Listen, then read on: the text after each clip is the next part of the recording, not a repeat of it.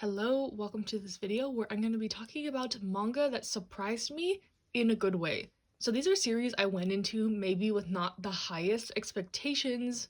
Maybe it's not a genre I typically read, or it was recommended by someone who I usually don't share similar tastes with, something in that vein that had me questioning if I was even going to like these series. But they pleasantly surprised me and I ended up really enjoying them. So yeah, that's what this video is going to be. If I'm in the mood to do something negative, I might do the opposite of this, like series I went into with good intentions, but I ended up not liking, so let me know if you want to see that. But without further ado, let's get into this list. First, I want to start with Hat Atelier. So this one is in the category of a genre I don't typically read. I'm not a big consumer of like fantasy, magical series, and this one was one I just never really had an interest in due to that.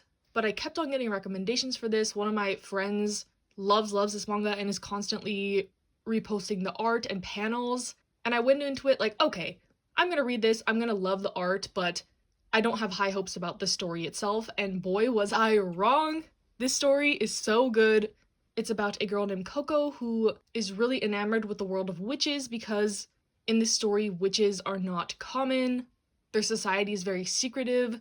So not much is known about how they function and how they work, but due to unforeseen circumstances, Coco gets wrapped up in the witch world, and there's a lot of drama, some politics, dark themes that I was not expecting. I thought this was just going to be a cutesy little witch story, you know, like, that was my impression from the covers and seeing these characters. They are very adorable, but like I said, heavy topics, really good exploration into some of these things, morality especially. It's just really good. It caught me off guard, and I'm fully on the Hat Atelier train now. I love it a lot, and I highly recommend. Kind of in a similar vein, one I just thought I would like because of the art. It was one I kept getting recommended, Toilet Bound Hanako-kun, but I wasn't really interested at all. I also thought this was a horror manga, which I never read, so I was like, definitely not. There's ghosts, fantasy, horror, like everything I don't like in manga, so why would I give it a shot? But a friend convinced me, and again, I'm so glad that I gave it a shot. This was another one also that I was like, okay, I'm gonna go into it, I'm gonna read a couple volumes, the art's gonna be gorgeous, but it's not gonna be for me. And I was proven wrong once again. I am so deep into this series, I love it a lot. The premise is that there's this school with 7 mysteries. The main character runs into the ghost, Hanako, first, and she kind of teams up with him to solve the school mysteries. It starts out pretty comedic and funny and lighthearted, but as you go on, it just gets dark and twisted, and I love it. I love the direction of the story. I love the plot twists. There's some heartbreaking moments, heartwarming moments, adorable, sad, like everything is in this manga. In addition to the beautiful art, it's a great story as well, and I'm glad I was convinced to give it a shot. One that might seem a little bit surprising, we have Donuts Under a Crescent Moon. So if you know anything about me, I have a really hard time getting into girls love manga. I just never find them really relatable. I don't enjoy the tropes explored most of the time, so I had kind of written them off after trying so many duds. There's only like 2 in my collection that I really love, Kasa-san and Bloom Into You, so every time I do go into a girls love series, my expectations are low. The bar is on the ground, basically. But I'm really happy I gave this one a shot and came across it, Donuts Under a Crescent Moon. This one is only going to be 4 volumes, so I've read 1 through 3, and I have been thoroughly enjoying my time with it. It's a pretty slow burn, kind of more of an exploration into the main character and her feelings about relationships and love, and kind of coming to accept herself, which is why I like this one maybe more than a lot of other stories I've read in this vein. It's not an insta-love situation, they have issues to work out and personal growth to go through before they can be in a relationship, so that's why I really like this one, and it gives me hope in other series, and makes me more willing to try, even though I've gone through so many duds in girls love manga. So yeah, glad this one was a hit. It restored my faith a little bit, is what I'm trying to say. And I won't write off stuff as quickly as I did before due to this manga, I think. Next, we have Beastars. This was one I think I was discouraged from reading due to stereotypes about it, which is kind of a unique situation with Beastars. I remember when it first came out, when the anime came out, everyone was like, ew, furries, like, if you like that, you like weird animal stuff, like, why are you reading that, etc. And it just had a bad stigma about it, so I was always wary of like, I don't know if I want to read this. But one day I came across the anime, it was on Netflix, and I figured I'll try a couple episodes, what can go wrong? And I ended up getting instantly hooked. I started the manga right after I watched the first season of the anime, and I never looked back. I love Beastars so much. It is one of my favorite manga of all time. I don't talk about it a lot recently because I'm waiting to get the last volume to binge like the last 5, but the beginning arcs have been so good that I can confidently mark this as a series to recommend. It's about a society where there's carnivores and herbivores trying to coexist. The main character is in high school, and at his school there is a murder of one of the herbivores, which kind of starts a chain of events, kind of exploring the morality of this world, the differences between carnivores and herbivores. Can they really live together in peace? That type of vibe. So good, the action's great, the comedy's great, the serious moments are great, there's some romance sprinkled in. Literally anything you would want in a manga is in here.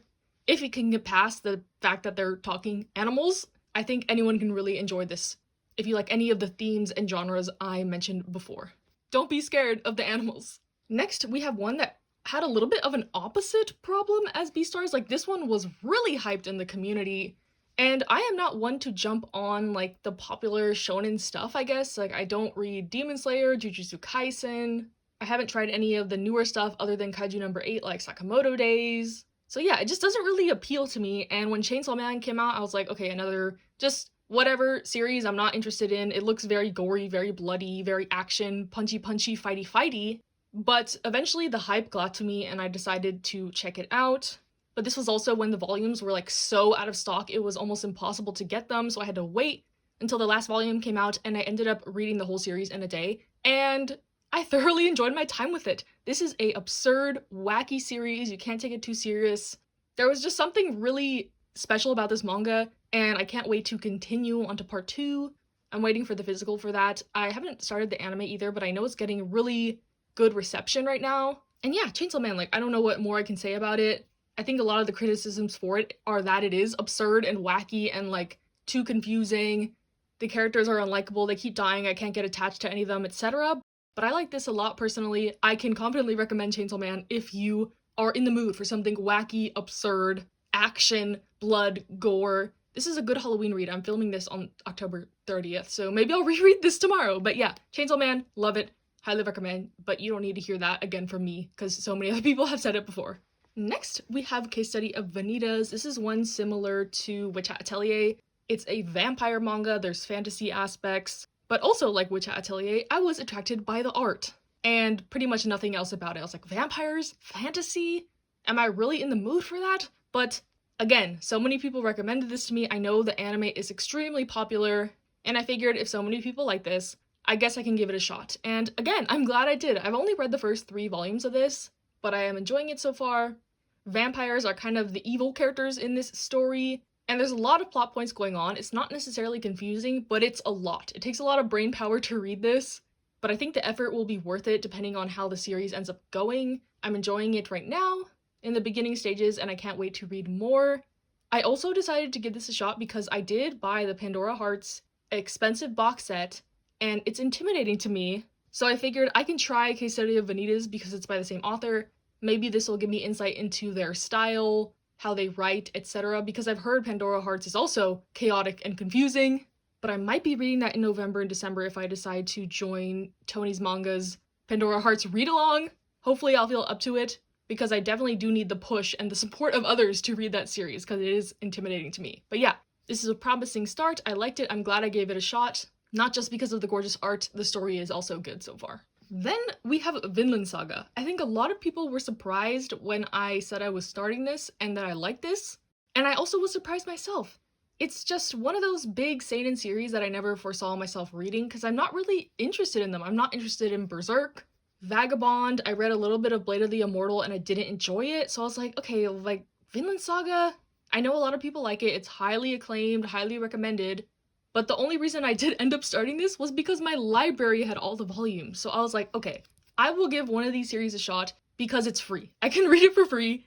I don't have to spend my own money on it and potentially not like it and have to sell it or whatever. So yes, that is why I started Vinland Saga finally, even though I never thought I would. And as of now, I've read up through the Farmland arc, so I think at the end of Omnibus 8, and I am thoroughly enjoying my time with this. It's another one like Chainsaw Man, bloody, gory, action-filled, Vikings. That is probably the best aspect of this in my opinion, like the history aspects. I wasn't familiar with this area of the world, so it was interesting to learn a lot about the history, but I also like the character growth. It starts as this like violent revenge story, but as you go on, it turns into something more than that, and I really liked it. Especially the Farmland arc was my favorite so far, and I can't wait to read more of this. I get the hype, and this does make me more willing to try series like Berserk. Don't hold me accountable on that, I'm just saying it might tip me over the edge a little bit if I am itching for something else after I catch up with Vinland Saga. Then we have Spirit Circle, another one that's pretty similar to the other reasons I've stated before. It's a fantasy series about reincarnation, but I had kept hearing recommendations about this from people I trusted. It's a short series, only 6 volumes, so I decided to give it a shot.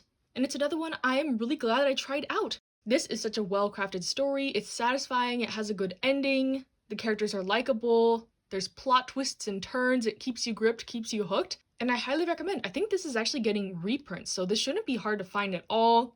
If you want a really good short fantasy series, it's hard to describe the plot for this without giving spoilers, so I'll just say the theme is reincarnation, and I am due for a reread of this. It's been a while since I read it, and I thoroughly enjoyed my time with it the first time, and I think I'm going to love it again the second time. This author also did Lucifer and the Biscuit Hammer, World End Solte. I think another one of their works is coming out by Tokyo Pop later this year or next year, so yeah, this is definitely their most accessible work other than World End Solte because that only has 1 volume out so far, but I would highly recommend this. The art is great as well, the story is great, it's great.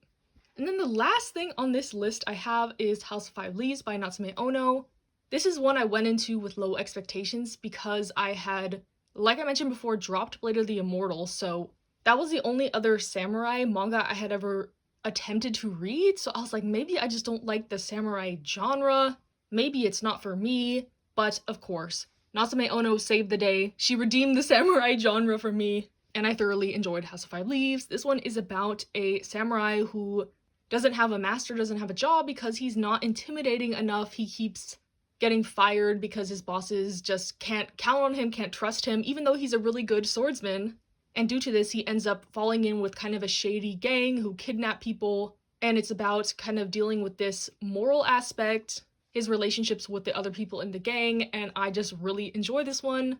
I love the relationships between the characters. It's kind of more of a slice of life drama than like a full-on samurai action bloody series, so maybe that's why I liked it a little bit more, paired with Natsume Ono's gorgeous art in my opinion. So yeah, I was wary about reading another samurai series, but House of 5 Leaves definitely surprised me in a good way. So yeah, that is my list. Let me know if you like any of these series, if you had the same apprehensions about them as me, or maybe you ended up not liking these series. Let me know, and stay safe, stay happy, stay healthy, and I'll see you in the next one.